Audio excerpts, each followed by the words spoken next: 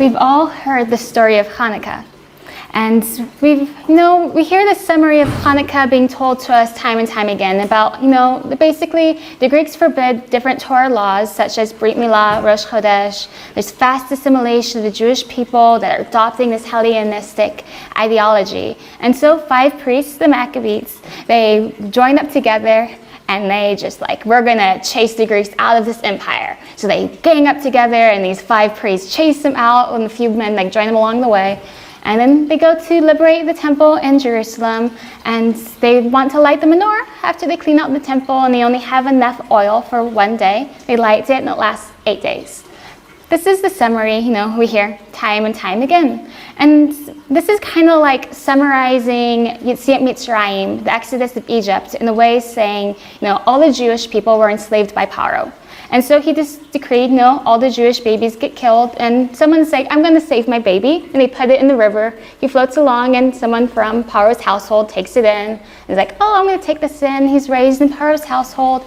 Then he gets old enough. He acts out. He gets chased out of Egypt. Eventually, many years later, he returns wanting to free the people. And then, Paro doesn't want to let him go. 10 plagues happen. Paro agrees. They leave. They get backed up against the water, and when Paro changes his mind, he chases after them. The sea splits. They go through the water, and then the Egyptians follow after them, and the water swallows them up. That's kind of like that kind of summary that they both say what really happened, but they also leave a lot to be said.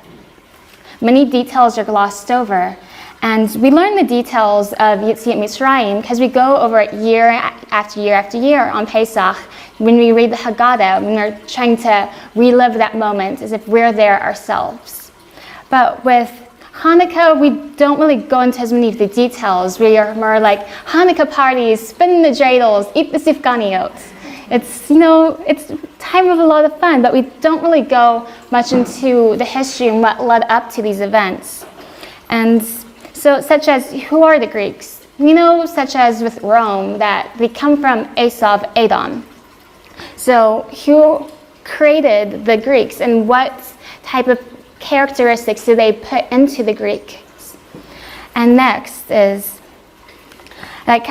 we also learn, the 5 priests, chase out the Greeks. But how long did it take them to do this? And when did other people join them? So, there's different pieces of information that's left to be said.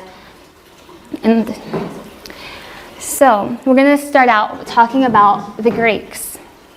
People often refer to as Greece, you think of it, you're like, it's the birthplace of democracy and civilization, philosophy.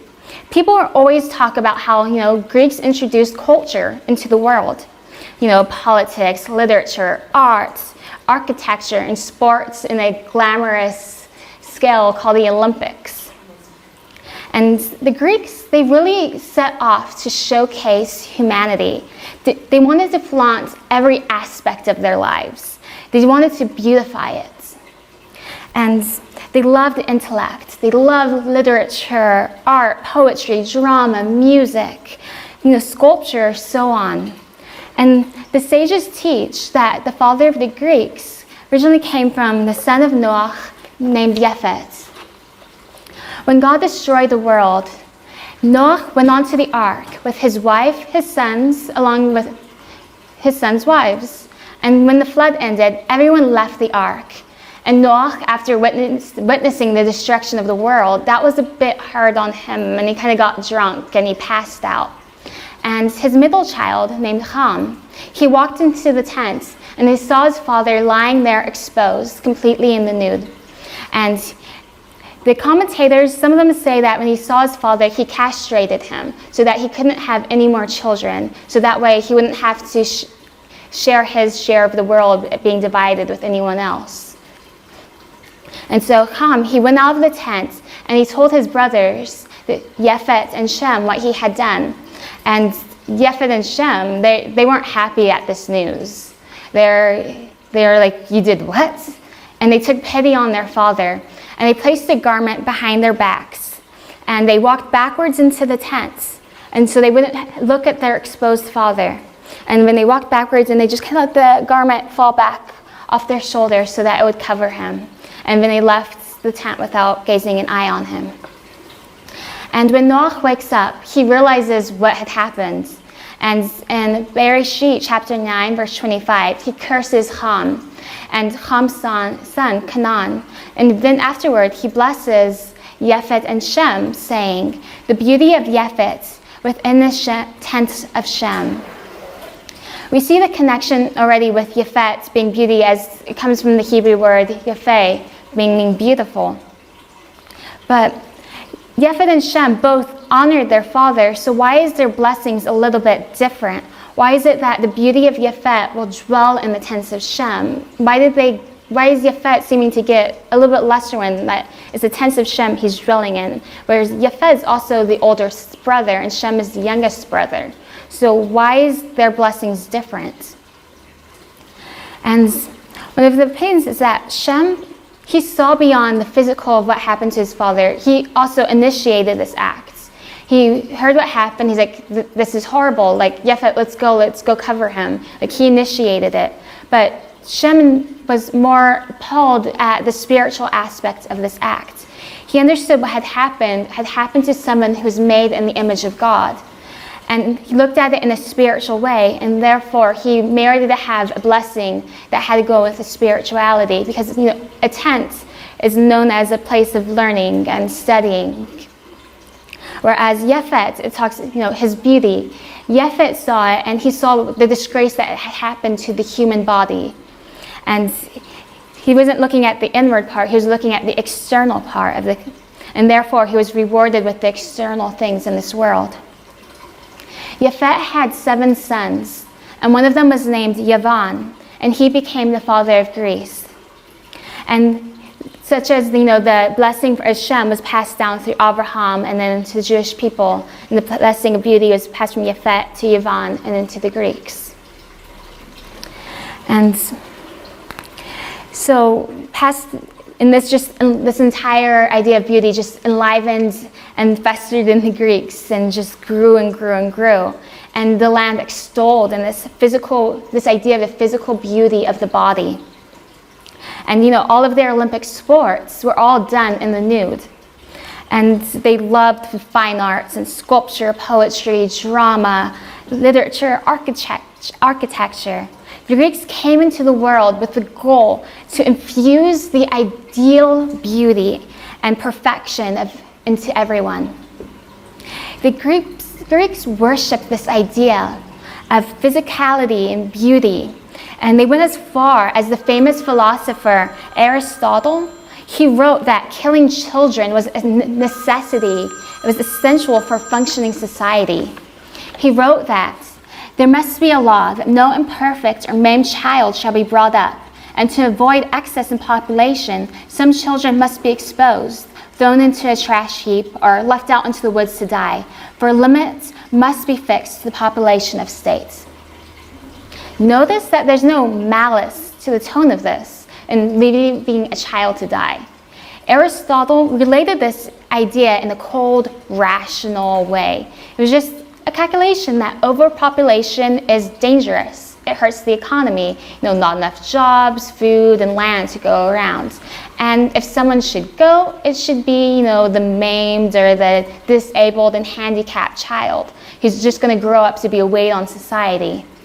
This is what the Greeks believed? Yeah, Aristotle wrote this, yeah. And so perhaps he thought that, they're doing a kindness to this child by leaving it out to die because they're less than perfect and their society worshiped the ideal. They created that ideal that everyone wanted to reach to. And Aristotle and the Greeks weren't the last to think this way, and this twisted way of thought even rests in some of the Western world today with the idea of eugenics. Just a few decades ago, the United States was sterilizing people without their consent. So the Greeks introduced this thought to this world that you aren't enough unless if you are strong, intelligent, and beautiful. And this is what makes the ideal, perfect person. The Greeks also created this aesthetic ideal, not just with people, but with buildings. And with other ancient cultures, they beautified their buildings, with pottery and art. But with the Greeks, they introduced the idea of beauty for its own sake, beauty without purpose, art for the sake of art. And they're just trying to be the best and trying to be just fighting like mine's better than yours, I'm better than you. The ultimate value of the Greeks was beauty. The ultimate value of the Jewish people is holiness. It's not that we in Judaism scorn beauty, but we believe that it's not the main importance. It's secondary. The beauty of Yafet will dwell in the tents of Shem. It's serving the tents. Such as, the tent is the place of learning. And so we see with that also the holy temple. And our sages used to say that a person who had not seen the temple had never seen a beautiful building. We also have this concept that's called a Hedorah Mitzvah, which means the beautification of a mitzvah. You see that with some men who grow their payouts really long, they call it the beautifying it. They curl them. Yeah. And there's also a story that the Midrash tells us about when the Moshe Rabbeinu was collecting donations for the Mishkan from Bnei Yisrael. The women, they wanted to donate their mirrors, their copper mirrors, to the Mishkan. And this is what they used to make themselves beautiful. They looked at it to adorn themselves, and they wanted to bring this as a contribution. And Moshe Rabbeinu, who's like, no, this shouldn't be used. This was used for temptation, to make themselves look beautiful, to inspire lustful thoughts. We can't use this in the temple. And then Hashem told him, he's saying that, accept them, for these are more precious to me than anything, because through these the women set up many legions, through the children they gave birth to in Mitzrayim. When their husbands were weary from back-breaking labor in Mitzrayim, the women would, take these mirrors with them along with some water and food and go out to meet their husbands, and they give them a little bit of a break.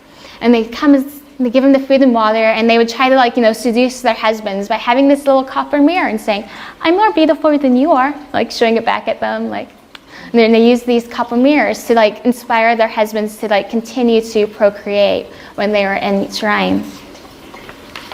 And so Hashem's no, these are actually holy because it helps continue the Jewish people from going on when the men thought they're too tired and they just don't have any spirit left in them. And so this is why Noach blesses Yafet, that his beauty shall dwell in the tents of Shem. Shem is the ancestor, to the Jewish people. Abraham Avinu came from him, and the Jews. And the Jewish people, say that when beauty serves holiness, it is enhanced. But the Greeks had it the other way around. For them, beauty came first, and their gods were secondary. It even became the style of intellectual Greeks to just criticize and mock their own gods with biting cynicism. They had no call to be holy and to live to a higher standard by their gods. And with Yafet, beauty, the focus was on the sense of self-worth. They looked at how they looked compared to others, their body type, their height, their weight, their hair, their shade. Every pound and pimple is a crisis, And for every beautiful person, though, there's hundreds more that are even more beautiful, and they're just staring right back at you in magazines or television. The world is full of beautiful people, and so you try to reach the standard, but you're always comparing yourself to everyone that you see. And that's the Greek thing that they brought in. And whereas Judaism's, the focus is you are a soul. Your worth and value is essential to this world. And this whole world was created for you. You are the image of God, which means your intrinsic self is holy, and that can't be corrupted or erased. Whereas with physical beauty, some people may be born more eye-pleasing than other people with external eyes, but when you get to know them, you're like, why did they even think this person was beautiful in the first place? Their behavior is disgusting. And then there's other way around. You meet somebody who you think they're a little more plain. But as you get to know them, their inner light, their inner beauty, their soul, their goodness just shines more and more, and they just become more and more beautiful in your own eyes. You see it coming through and shining brightly. And that's coming from the true inner beauty, coming from within. And it affects the world even more strongly. And this is the major difference between the descendants of Yafet, his name meaning beauty. He's looking for the external beauty and painting that perfect, ideal picture that everybody is trying to reach. The Greeks also glorify the beauty of the human body. The Olympics, in their gymnasiums, they wore nothing but their birthday suits. And the modern day gymnasium is rendered from the Greek word gymnos, which means naked. Nothing regarding the body is considered private or sacred or holy. It's just there for show. The public toilets in ancient Greek also consisted as a bench on the main streets with just like a holes in it. So people just walking by on the main street, they can just step to the side, do their business, whereas everybody's walking by, you can see it. There's no privacy in that as well. And unfortunately. Yeah, the Greeks introduced that, like right there where people were walking by. Yeah, and to the Greeks, and to the Greeks, gods were made in the image of humans, and to the Jews, humans were made in the image of God. To the Greeks, the physical world was perfect, and to the Jewish people, the physical world was something that needed to be perfected and needed to be elevated. And in short, to the Greeks, what was beautiful was holy, and to the Jewish people, what was holy was beautiful. Such differences were destined to clash sooner or later. And so the son of Yafet, he had a son named Yavan, and he would become the father of the Greeks. And eventually a man named Alexander the Great was born in 356 BCE. He was the son of Philip II, king of Macedonia in northern Greece. Philip created a powerful army which forcibly united the fractious Greek city-states that were spread across the area there. And he made it into one empire.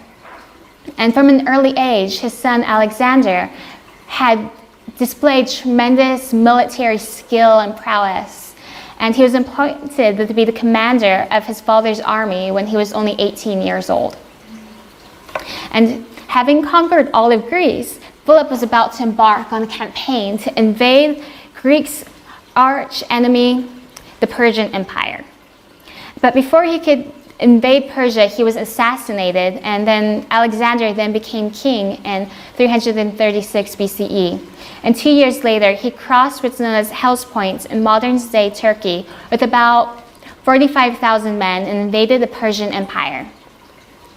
With just about 45,000 men, you think that wasn't a lot compared to the Persian Empire, which was already expansive and had a larger population, a larger army. And the Persian army did in fact outnumber the Greeks as many as 10 to 1 most of the time. But the Greeks were well equipped. They had weaponry, shields, and really good, well-trained men and strategy. And Alexander's military campaign lasted 12 years, and it took his army around 10,000 miles. And the Greeks were not only military imperialists, but they're also cultural imperialists. The Greek soldiers and settlers brought their way of life, their language, their arts, their architecture, literature, philosophy to the Middle East. They sought to enlighten the world with their beauty, their sports, and their culture. When Alexander was on his conquest, though, something interesting happened. When he came to Eretz Yisrael, the historian Josephus, and in the Talmud, they both recount a tale, telling about how when Alexander was coming to Jerusalem, everyone was in fear because everywhere he went was a major city. He would destroy the city, destroy the temple, or take it over.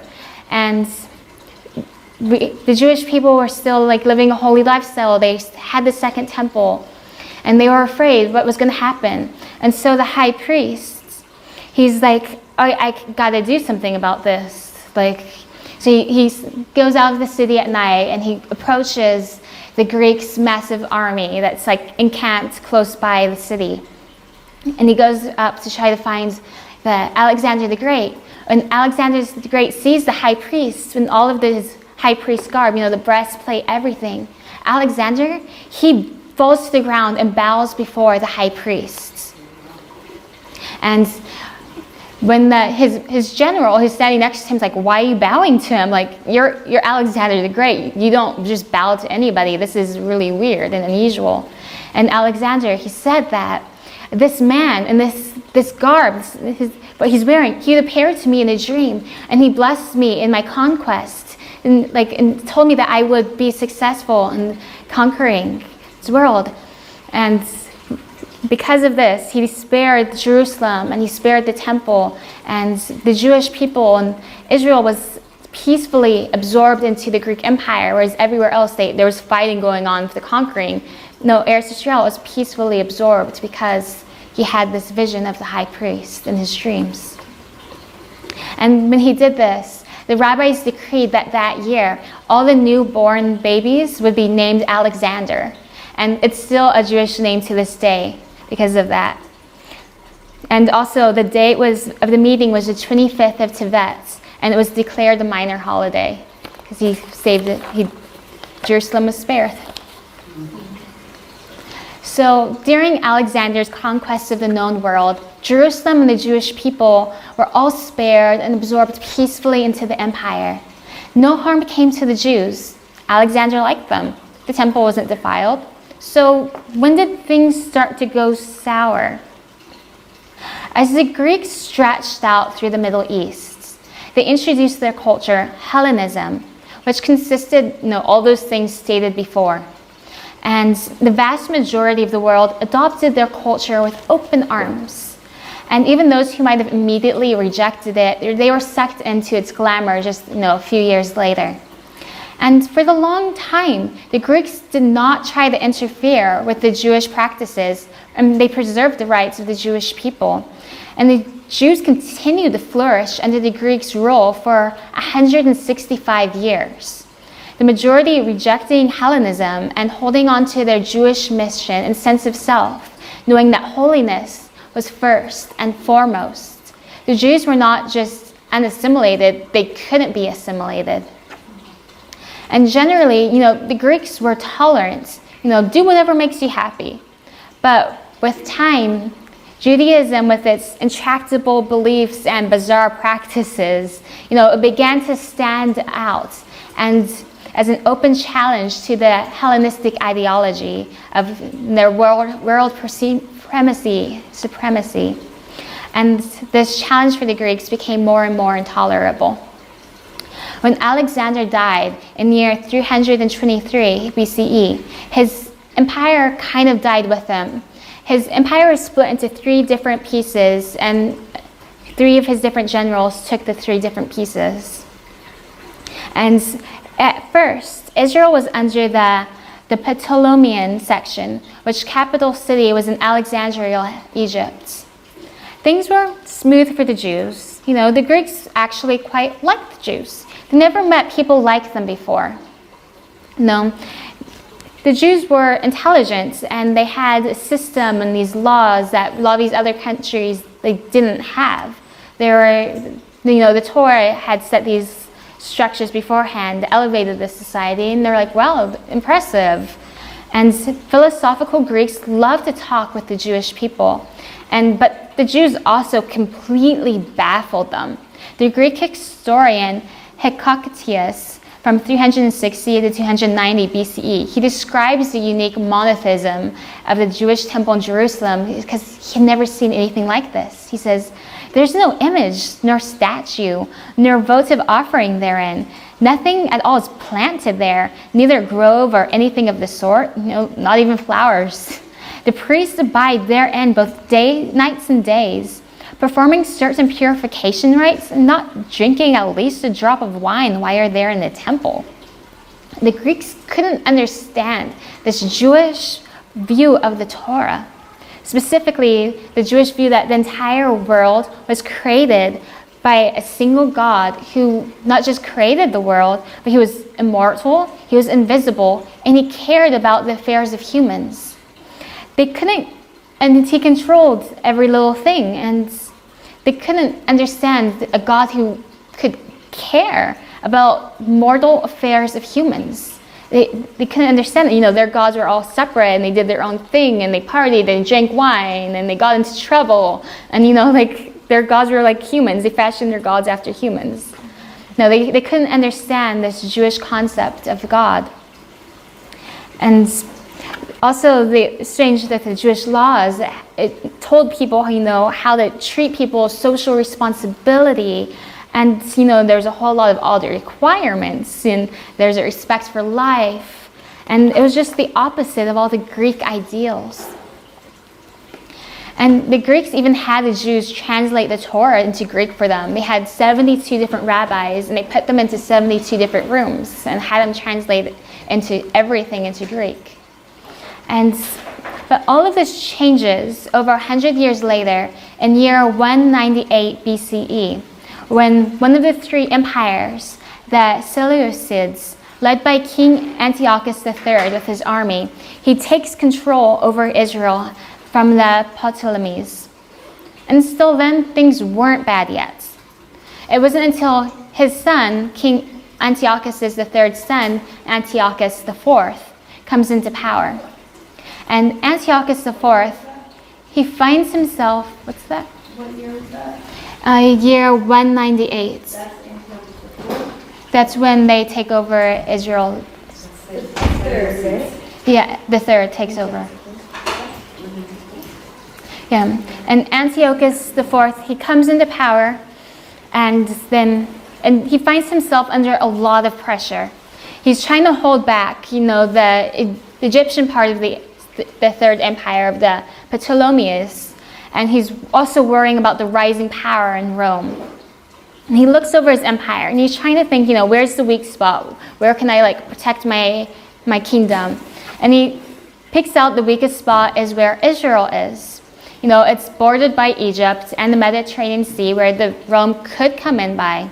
And to add to that, the majority of the Jews weren't into Greek culture. They were doing their own thing, which means their loyalty might waver.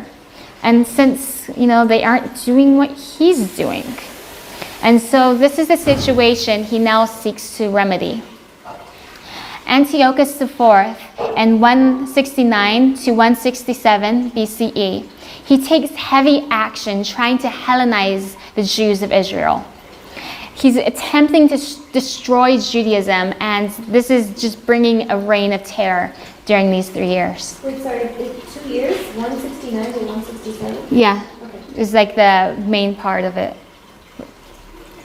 His first action was to take over the second temple in Jerusalem, and he wanted to convert it into a temple for Zeus. So first thing he did was remove the Kohen Hagadol, and he put, another Jew that he had in his back pocket there. And he, meant to convert it into a temple for Zeus. And he was following a pattern that you see in Tanakh, but when Jewish people would quickly start to degrade their own values and their morals. And if the priesthood and the temple could be corrupted, he was sure that then the Jewish people would start to assimilate and go into Hellenism. If they saw, their spiritual leaders, the temple was going bad, that was going to make them go bad too. If this is how a priest acts, then why should I act any different? And Antiochus, he also saw Jews were obsessed with holiness. And the Jewish calendar pointed to different days of the year that were more holy than other days. And Antiochus didn't like that. Why do you say Shabbat that happens, every single week is holy? Or every month, Rosh Chodesh. and you celebrate it, Pesach, Shavuot, Rosh Hashanah, Yom Kippur, Sukkot. Like, Antiochus didn't like these. He wanted them to assimilate. And if they were celebrating their own holidays, they weren't going out and celebrating the Greek holidays. So if he made them not be able to celebrate their own, they may want to go out more to celebrate and have fun and join in with the Greek celebrations and the Greek parties. And so he outlawed the Jewish calendar. And Antiochus, he wasn't done there. Jews eat differently, which means they can't go to a Greek home and party and partake of their food and their wine. So it's causing a separation. He doesn't like that. So he forbids eating kosher. And he wasn't done there. Yeah? How did he put in a Kohen Gadol that wasn't? He was Jewish, but he could have been a Kohen. But that comes from us. How can that be he took out the other one. He may have killed the other one, but he removed it from its position, and using his power and influence, he put in the one he wanted into the power. No, but he took it. Well, this reign of terror lasted about 2 years, but it was who he wanted at that time to get in. It was in the power. It's like putting somebody, like a rabbi, at the head of a Beit Knesset. Like sometimes someone's a donor to the Beit Knesset might have more of a say than somebody who's actually, unfortunately, you see this bribery be able to get in. Yeah. What do you since she asked me the good question? What do you think he outlawed the Jewish calendar? They couldn't, if they were caught keeping Shabbat, they would be arrested. Different things like that. Oh, okay.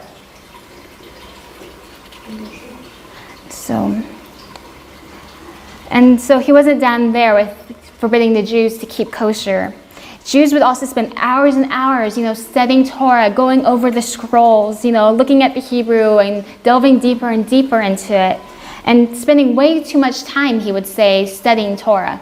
And he wanted them to not study Torah. He wanted them to get out, go to the gymnasiums, go interact with the Greeks and be part of this culture. And so he wanted them to assimilate. So he banned them from studying Torah. And he had issued that Torah scrolls be publicly burned. People performing these degrading acts, such as burning the Torah scrolls, they enjoyed it, but so much that they took a pig and they would sacrifice it over the Torah scrolls as they were, in order to defile it. Yeah. Was this the time period that they started taking the Jewish brides? Probably was around this time. Yeah. I'm not sure. What are you taking the Jewish brides? Raping? Yeah. They were the first group of rapers. Oh, okay. Yeah.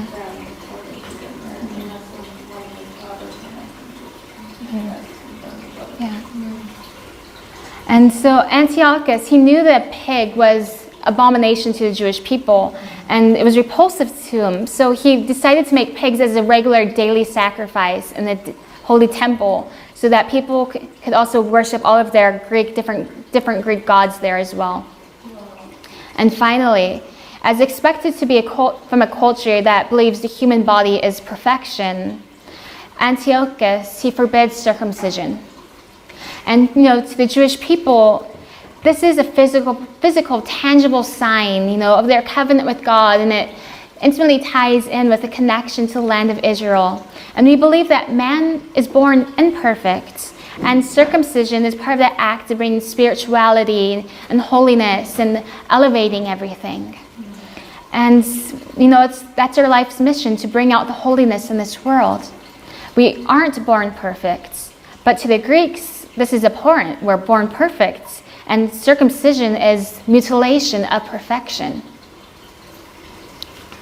So you might think, okay, they forbid Shabbat, and holidays, you can just keep those in quiet places. in secret, underground, studying Torah. That's where the dreidels come in. They would study Torah underground. People would come in, and then they're like, the Greeks, someone who's on the watch say, the Greeks are coming, and they'd quickly cover it, and they'd spin the dreidels, like, oh, look, we're gambling here. We're not really studying Torah.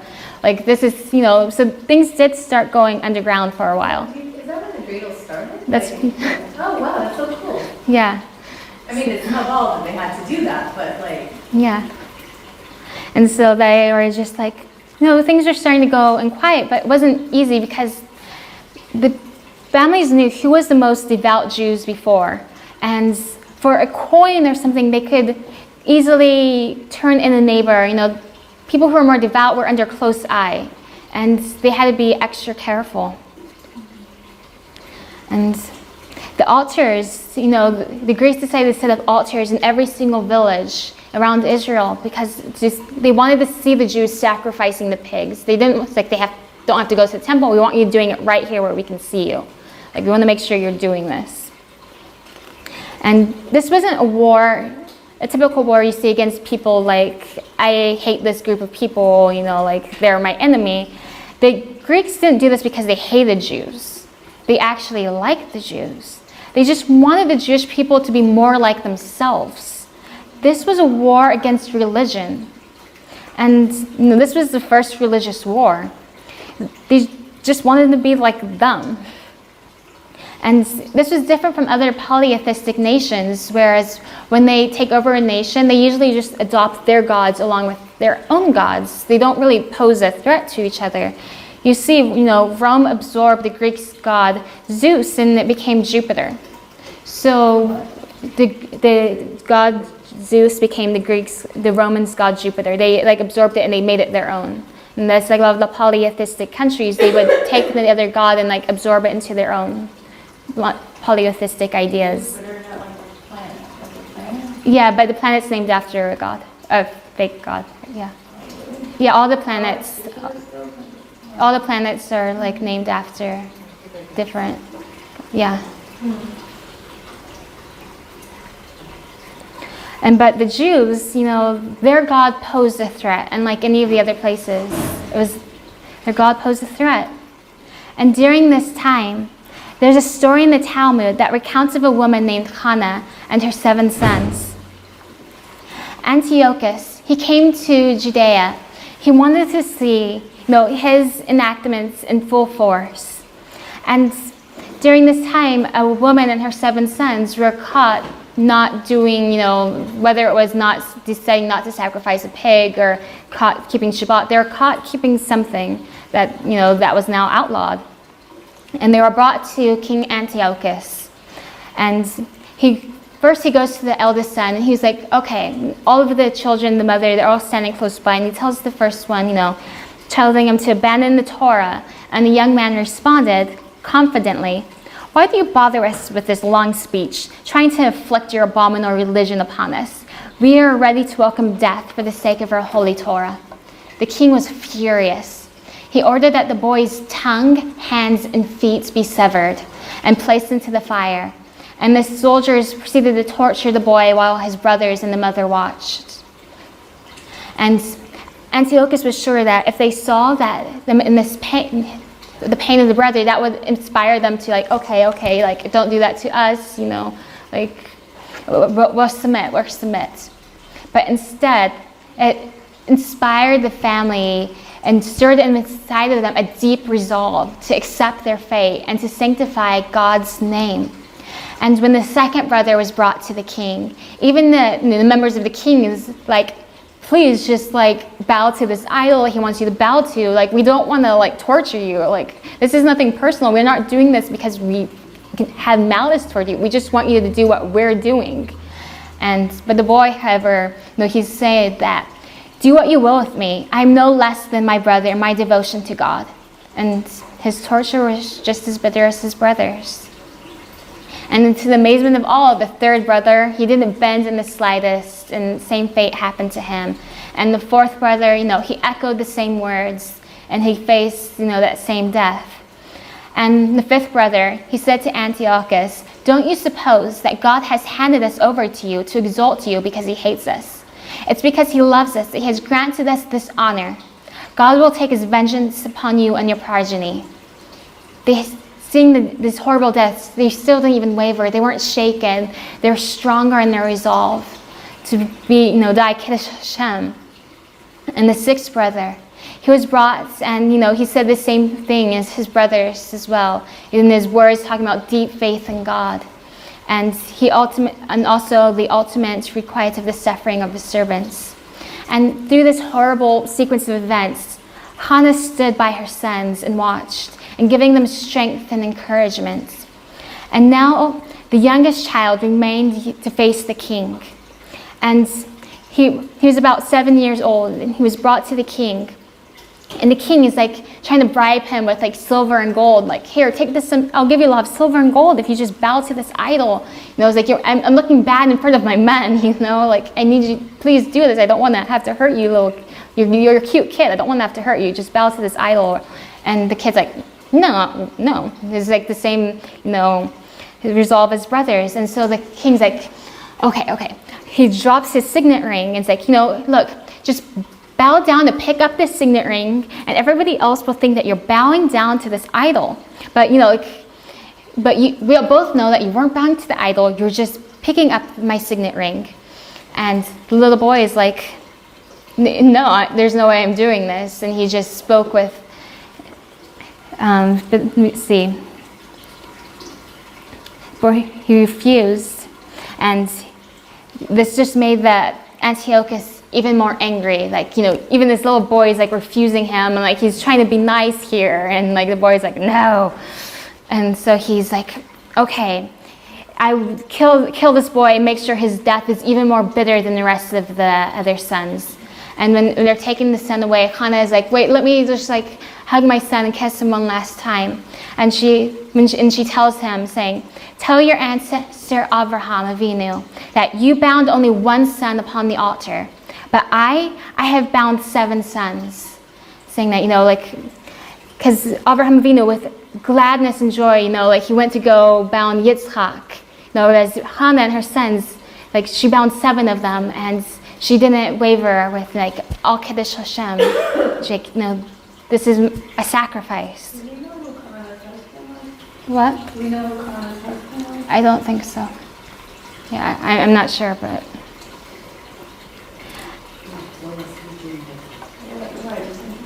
And so they take the youngest one away, and his torture was even more bitter than the other sons. And Hannah was left surrounded by what remained of the bodies of her sons. And with a prayer exalting God on her lips, she then threw herself from the roof, and she rested beside her martyred sons. And so there was vast assimilation that was going on amongst the Jewish people.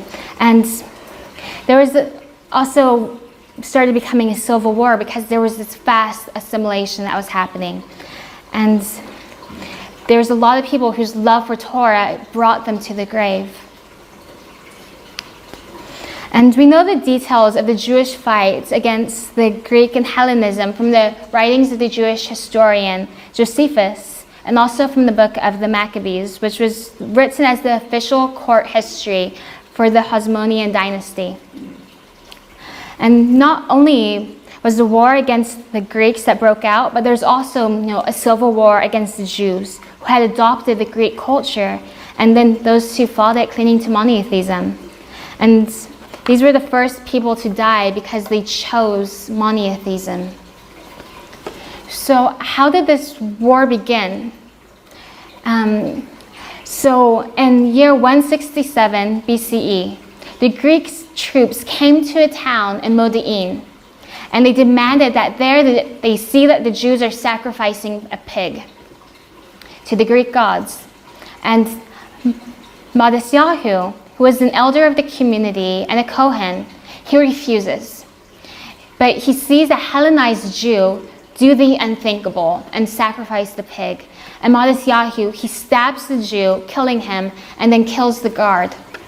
And then he turns over to the crowd and he says, "Follow me, all who are for God's laws and who stand by the covenant." And only 5 join him, his 5 sons. And they head to the hills to hide because, they just killed a Greek guard. There's going to be a retribution acted in the city. They're going to be looking for him. So they head to the hills to hide.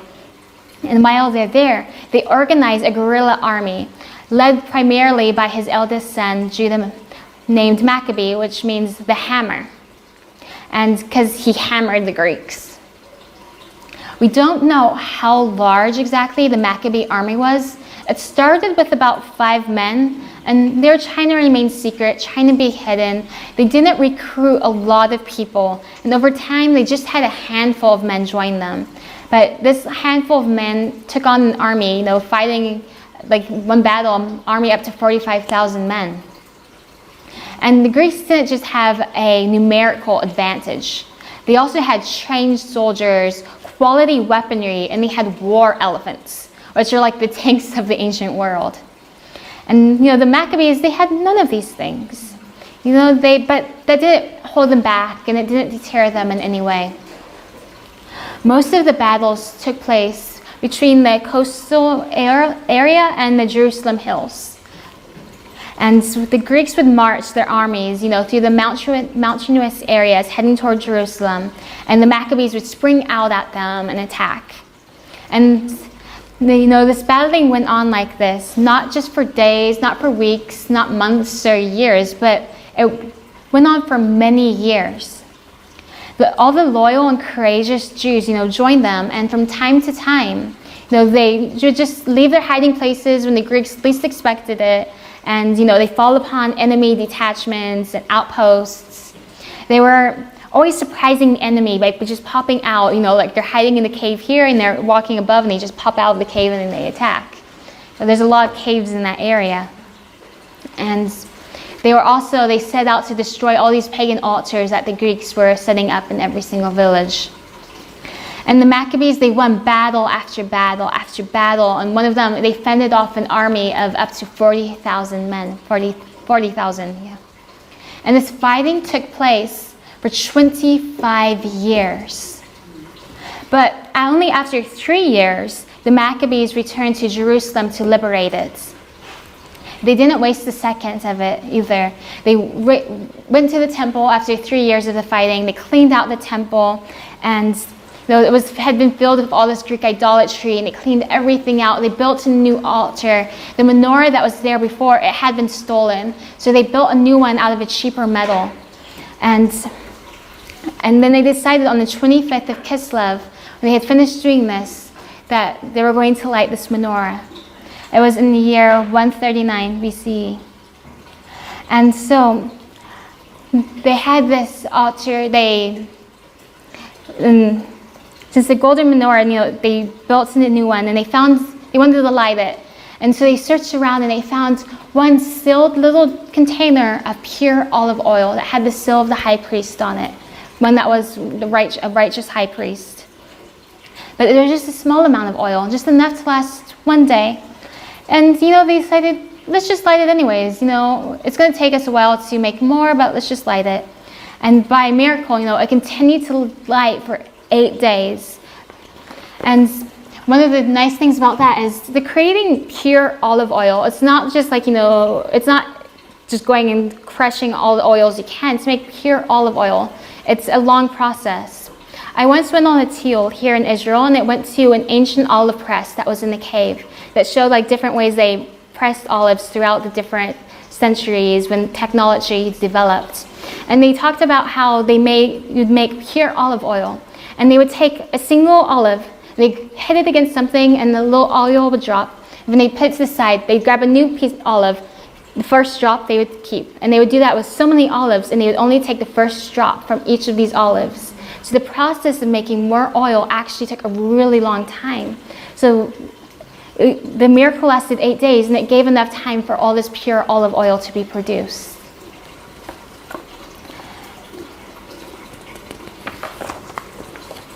And this miracle, it was really, a kiss from Hashem, because it wasn't necessary that this menorah needed to be lit for 7 or 8 days. Really, 7 days was the miracle, because the first day they had enough oil for that day. So really the miracle was that it lasted 7 days. Yes?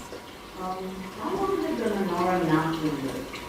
I don't know. They're probably using impure oil before, but the menorah that was there beforehand, the pure gold one, had been stolen. So, yeah. So they made a new one with a cheaper metal. And so they lit the menorah, but the miracle didn't need to happen. It wasn't like, a battle of life and death, and lives are at the line. It wasn't like the Jews had their back against, the Red Sea with an army coming at them, and a miracle needed to take place for survival. Like a lot of times, a miracle might take place for the sake of saving lives. The menorah wasn't going to save lives, but it showed them that Hashem was with them, and Hashem was happy with what they had done. And it was a kiss from Hashem. It didn't need to happen, but it did. And it was showing that, the people were still indeed under his protection. And for, it's another, 20 years go by after the rededication of the temple, and they're still fighting the Greeks, still trying to keep them out of Eretz Yisrael. And, Judah Maccabee, he's leading them most of the time. Eventually he dies. But the Greeks are, they're trying to push the Greeks out of the land, and many lives were lost on both sides. And in year 142 BCE, during the reign of the Seleucid Demetrius, it's when the Greeks finally, they had enough, all this going back and forth. They're tired of fighting over these 20 years. So they decided to sign a peace treaty with the remaining son of Matisyahu. He had one son that was still alive named Shimon. And so they signed the treaty, and now the Jews are now like their own separate entity with Israel. And as noted before, Matisyahu was a Kohen, so not surprising, his son Shimon should become the high priest, the Kohen HaGadol. But Shimon, he also decides to take a title upon himself called Nasi, meaning, a prince, a president, or a leader. He didn't call himself a melech, a king, because he knew full well that Jewish kingship could only come through the line of David. But for all practical purposes, he took the role of kingship. He was deciding all of the state of affairs. Everything that a king decides, he was doing. And this was a bad choice, because when Shimon, his descendants, his sons, didn't take that same distinction and consideration in the differences of even using the term Nasi and Melech. And they start a new ruling dynasty in Israel, the Hasmonean dynasty, which lasted about 103 years. And this marks, great territorial expansion and also a terrible moral and religious decline. Why? Their Hasmonean dynasty. Why would you decline it? Because they weren't supposed to be kings in the first place. It was a curse for them to even take on the role of kingship. They were Cohens. They weren't from the line of David HaMelech. Oh. And so they take on this role of kingship, and they became corrupted by their own power because they weren't meant to handle it. And I want to share one more story before I end. And I want to share the story of a woman named Yehudit, the brave daughter of Yochanan the high priest. And it was during the time of the Greek suppression and war against the Jews, and they had come across this one village that was very loyal to the Torah, and they were this Greek oppression of this general Syrian Greek named Holofernes. And he was notorious for his cruelty against men, women, children. He didn't show mercy on anyone, and he was one leading to crush this town called Betulia. And he couldn't take over the town going frontward, trying to go through the gates. He tried pressing that way, but the city was able to ward him off, so he decided he was just going to cut off the city and try to, starve them, dehydrate them, make sure no provisions would go in and out of the city. And so he's working to starve the inhabitants, and the city's on verge of surrender. So that all the inhabitants, they go to the elders of the city, and they're like, let's just surrender. Maybe they will be merciful to us. We're going to die in here. Or we're running short on food.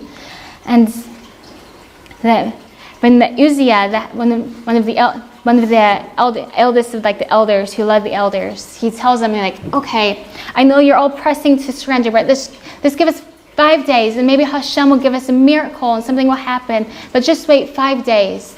And if nothing happens in 5 days, we will surrender. And the people are like, okay, 5 days. We don't really want to, but we'll do it. So they all head out, and they all walk away except for one woman. She stands, her feet on the ground. She's not going anywhere. And as the elders are turning to leave, she's like, excuse me, I have something to say. And they turn around, and her voice is like clear and firm. And she tells them, like, why do you test God? You're giving him only 5 days in which to send help to us. If you truly have faith in God, you must never give up your trust in him. Besides, don't you know that to surrender to Holiness is worse than death? She spoke. She was a noble daughter of, Yochanan the high priest. And she was also a young widow. It had been several years since she had lost her husband. But she had always devoted her time to prayer, acts of charity, and helping the community ever since. And Yehudit was blessed with extraordinary grace, beauty, and charm. And she was practically respected by everyone in the community. And she was admired for her devoutness, her modesty, and her loving kindness. And Yehudit, her words made a deep impression on Uziah and the elders. And she said, we must all continue to pray, never despair of God's help. Yehudit said, but I have also thought of a plan. I ask your permission to leave town together with my maid. I want to go to Holiness. So she didn't just was speaking pretty words, like, you're only giving God 5 days, but she had a plan. She wasn't just going to sit around and wait and do nothing. She was smart. She had a plan. And Uziah and the elders were shocked and dismayed. But Yehudit persisted.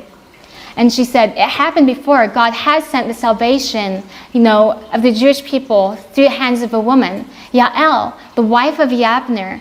You know her, you've heard of her. And she delivered into her hands, God delivered into her hands the cruel Sisera. A woman has before led to the protection, the salvation of Jewish people. You can also think of Esther. Women do have the capability. And he was like, okay. After hearing that argument mentioning Yael, the general sister, he's like, okay, you're going to do this. You go ahead and do this. I hope no harm comes toward you. But I wish you will. Go ahead, do what you think you should do. So Yehudit, she passes through the gates of Betuel, dressed in her best clothing, her Shabbat clothing, everything she hadn't worn since her husband had passed away. And she wears like a delicate veil to cover her face, and she's accompanied by her, her faithful maid, and her maid is carrying a basket of cheeses and wines. And, as they're heading toward the Greek army, they're stopped by the guards, who wanted to know, who are you? Who sent you? Why are you here? And she tells them, we have an important message for your commander, the brave Holiness. Yehudit said, take us to him at once. And they're like, okay, I wonder what she has to say. So they take her to, their general, and he's like, sees this these couple of ladies there, and he's like, this is interesting. Who are you? Why are you here? And he's kind of feasting, his eyes on this is kind of unexpected and charming, these couple of ladies coming to see me. And she told him, I came here to tell you how to capture the town in hopes that you will deal mercifully with its inhabitants. And Yehudit, she proceeds to tell Holiness that the life in this town has become unbearable for her. And, she had to bribe the watchman to let her out. And she went on to, flatter him, saying that, she heard of his bravery and his mighty deeds in battle. And she wished to make his acquaintance. And finally, she told him what he already knew, that the situation for the Jewish people was dire, and that they were on the brink of starvation. But as long as their faith in God remained strong, which it was, they wouldn't be able to conquer the city. But pretty soon, the starvation was going to force them or make a lot of them choose to eat animals that weren't kosher, their cats, their dogs, their mules. And when that happened, then God would become angry at the Jewish people, and then he would be able to turn and conquer them. And Holofernes, he was completely captivated by this charming young Jewish widow, and had so unexpectedly entered his life and is giving him the keys to take this city. And he's like, okay, I like what you say, he told her. And like, we're gonna do this, and when I conquer this city, I'm gonna make you my wife.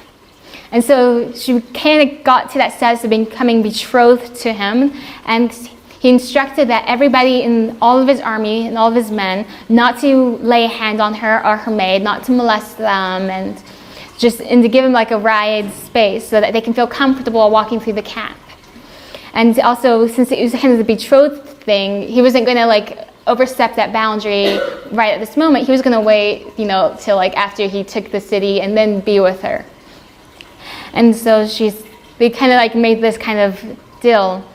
And so she and her maid, they got free reign of the camp. And all of the men were afraid because they knew how brutal this general was. So they always gave, the space to them. They tried not to look their way, because if it got back to them that they looked at these two women the wrong way, they could be killed. And because they knew how brutal this general was and merciless he was. So they got free reign of the camp, and they could walk around the camp and nobody would even look at them. And they got their own tent set up in the camp near the general's, so they could go in there, and then they could also freely go back to their own village and tell them like, oh, we're just collecting information on them to tell you how their situation is. And so they're able to go back and forth, and nobody thought anything. And so, but by the third day, the general was starting to get very impatient. And he calls her in, and he's like, what's the situation going on? I can't wait any longer. And she says, I have very good news for you, General. There's not a scrap of kosher food left in the city now. In a day or two, famine is going to take over, and it's going to drive everybody to eat their cats and dogs and mules, and then God will deliver them into your hands. And he's like, wonderful, wonderful. This surely calls for celebration. Tonight, we're going to have a party, just you and me, and you're going to be my honored guests. And she's like, okay, thank you, sir. And that evening, Yehudi entered his tent, and she brought with her that basket of cheese and wines that they had brought out before. And the general was delighted and welcomed her and showed her the great big feast prepared. And she's thinking, none of that's kosher. I can't eat that, but I brought my stuff. So she says, oh, that's also lovely. Thank you so much for going through all that trouble to prepare all this. I prepared something for you. I made this cheese and this wine myself. And I really want you to have it. He's like, oh, yeah, she made it for me. And so she just starts feeding him cheese after cheese, and he's just downing each bite of cheese with this undiluted wine. And and then pretty soon the wine's very strong, and he just passes out dead drunk. And she kind of rolls him over and places his face down in the pillow, and she says a quick prayer saying, I find it. She says, answer me, O Lord, as you answered Yael, the wife of Hebner the Kenite, when you delivered the wicked Sisera into her hands. Strengthen me this once, that I may bring your deliverance to my people, whom this cruel man vowed to destroy. Let the other nations know you have not forsaken us. And then she takes the general's heavy sword, and she picks it up, and she goes and cuts off his head, and puts the sword down. And she wraps up his head, and then she hides it underneath her cloak and walks out of his tent. And she goes and she gets her maid, who's back in their own tent. And they walk through the camp, and nobody looks at them because they're so used to them just walking through the camp. No one bats an eye, no one looks, thinks anything's unusual. And they walk back to the village, and then she goes to where Uzziah and the elders are, and she drops the head right in front of them. And she tells them, there's no time to lose. Prepare your men, and you're going to attack them at sunrise. They're not expecting a frontal attack by you guys. And they're going to run to their commander, and they're going to find him dead, and they're going to panic, and they're going to flee. And they did just that. They ran in, and they found, their commander dead, they all panicked and they all ran for their lives.